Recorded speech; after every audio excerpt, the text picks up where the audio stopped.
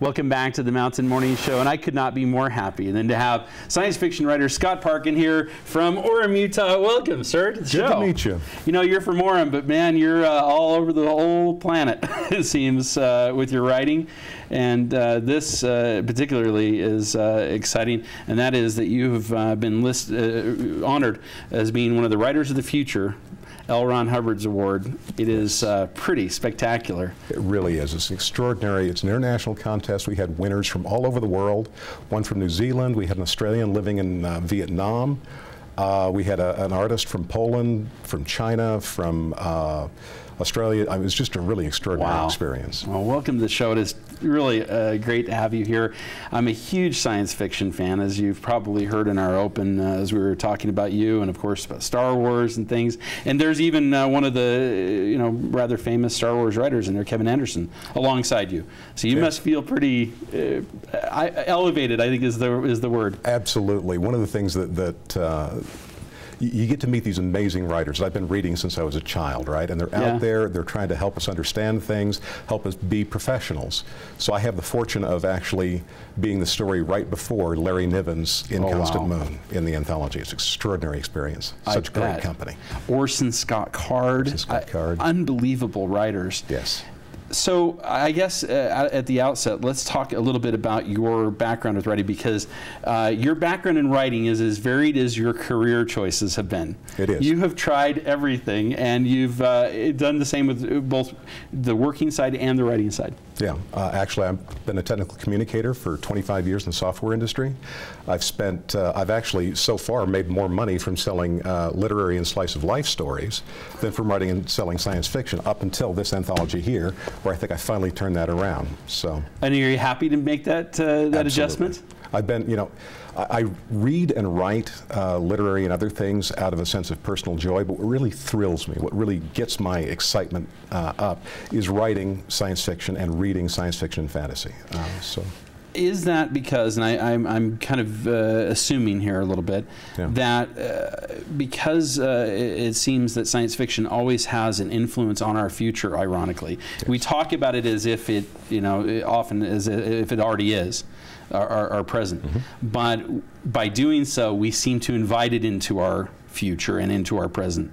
Absolutely. Is that something that excites you? Absolutely. And in fact, Hugo Gernsback, kind of the grandfather of science fiction, that was his explicit intent, is he wanted writers to speculate on what was possible, to actually intentionally help drive scientific and technological research and development. So this idea that we can take a look at what's going on in the world, look at scientific advancement, and then what the technological results of that are, and see what its impacts are on people, on cultures, on societies, and on business, is one of the things that we have a chance to do, because we get the freedom to think and to kind of envision what can happen from here. Certainly one person that did that, obviously, L. Ron Hubbard. Yes. So much so that it became a religious movement. Talk to me about L. Ron Hubbard and why this award means what it does to those writers like yourself that are in this. L. Ron Hubbard, before he became involved in modern religion, was a classic pulp writer. So he wrote adventure stories, westerns, science fiction, and science fiction was his love. And throughout his career, and the man published hundreds of short stories and novels over a career that spanned 5 decades. Right. But all throughout that, he was always interested in helping new writers develop. Back in like the 40s, he got stranded in Alaska and created actually the forerunner of this contest here 75 years ago this year. Wow. The Golden Pen Award in Ketchikan, Alaska. And that idea that in science fiction and fantasy, we don't eat our young, we nurture them. We help them grow and develop, and help all of us kind of envision a better and more interesting future. Well, and there's room for all of us. There is. That's the part that's interesting about science fiction. There's room for everyone. Yeah, and that's the thing, is we're not, yes, we're in competition with each other, but not really, because we believe the market can expand to reflect all, or to enable all successful ideas, and that's part of what's fun about working in this genre. All right, well, this brings up the important topic of who has influenced you. Which writers do you look to? And I know that's a tough question, but... That's so hard, because I've been reading and writing science fiction for 30 years. I've been reading science fiction for 45. I'm an old guy. But golly, people like Larry Niven, of course, Isaac Asimov, Heinlein. I read the entire Heinlein section of my grade school library when I was 10 years old. Actually, I read the entire grade school library, but that was a different problem. One of those kids who liked to read a lot. And that's kind of how I discovered that. But, you know, Heinlein, Larry Niven, Jerry Purnell, I was thrilled to death to receive my award from Jerry Purnell. From him? It was just extraordinary and totally surprised. Wow. It must have been an incredible moment. It really was. I was sitting in the audience at the Wilshire Ebell Theater, right, where the Academy Awards were first delivered. And they said, you know, he came up on stage, and I literally just shouted out from my seat in the audience, "I got Purnell! Yes!" It was fantastic. It was just such an absolute honor. Hard not to be a fanboy at that moment, isn't it? It is. It's so hard, and I am. I'm just a fanboy of all those people. So that is terrific. As you look at this, you know, finally getting here, because it took you a couple of tries. It did. I actually submitted more than 40 times before I actually won the contest. But now that you've made it, other people looking to you as an opportunity again arises for them to maybe make it into the next volume. Yes. Talk to me about how that happens. We're coming up on the contest entries again. It is open to anyone. It is open to anyone. There's 4 contests a year, so deadlines are March 31st, June 30th, September 30th, and then December 31st. There's no cost to enter. You just send it electronically or through the mail. You can enter 1 story per quarter. They're blind judged, because the goal here really is to discover the best available talent with no possible influence on the judges for or against the author. Wow. And it's an extraordinary thing. You can enter as often as you want. As I say, I entered close to 40 times over 25 years. And 5 of those times you were picked up as a possible winner. I was actually a finalist 5 times, which meant that I was eligible for a prize 5 times. Wow. So the odds were in your favor. It just took some time. Some of us are slow learners, but even I can get there with enough effort.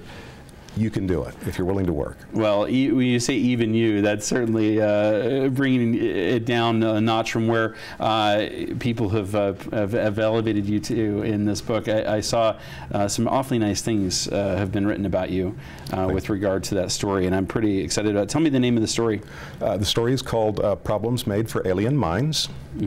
It's a odd little experimental piece written entirely. Kind of very mechanical way you approach this. 5-word sentences? Yeah, the entire story is written in 5-word sentences from the point of view of a genetically limited person who, as an accident of that genetic streamlining, is limited to 5-word thoughts.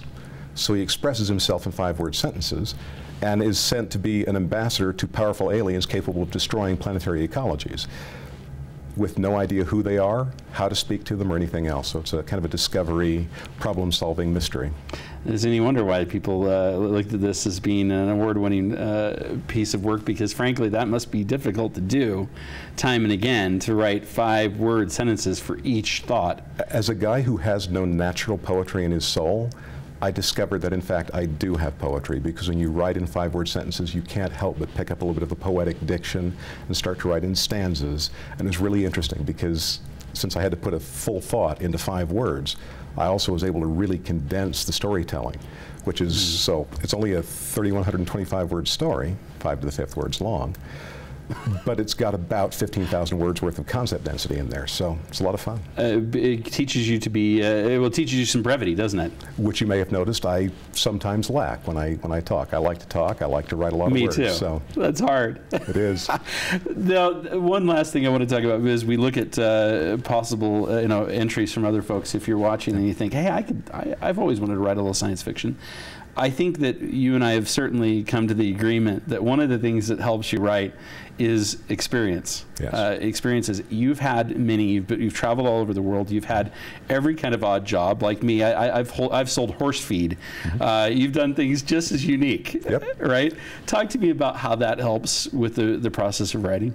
You know, the thing about, even in science fiction where we really are kind of worship technological ideas or scientific ideas, in the end all stories are about characters living their lives and experiencing things through a particular viewpoint.